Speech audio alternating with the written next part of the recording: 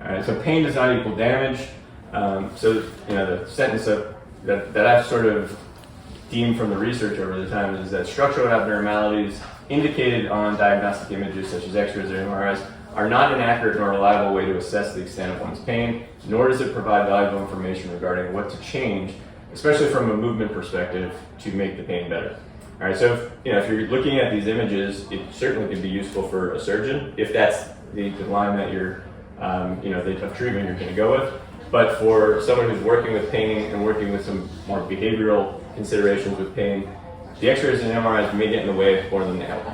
Okay, and then I'm not going to talk about all the studies specifically, just so I can get through more, but I will hopefully send this PowerPoint out to be able to send it out to everybody here. So you can kind of just look at some of the imaging here, but basically up to 80%, let's just say this is in disc degeneration, 80% of those images that had disc degeneration are completely pain-free. And it's more often than not that you're going to have no pain and have these situations if you got images, but you would never have that in outside of the study, right? Because you'd have a pain, then you go get the image, and then you also have these structural abnormalities on top of it. So the two start to be associated, but they really never need to be associated. One way to think about this, and it's often described as wrinkles on the inside. And I like that analogy, and I would just extend on it. So if we have wrinkles, that's like a normal part of aging, and it's not something that we necessarily think is threatening.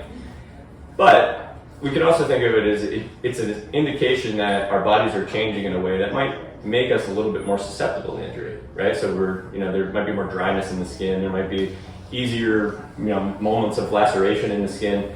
But even in those moments, we look at that, okay, that's an injury. We're not blaming the wrinkles necessarily for it, but that's what I see happening in orthopedics a lot of times is we blame the wrinkles for the pain, right? Where it's just, all right, we might be a little bit more susceptible to experiencing pain because we're losing some space between our joints.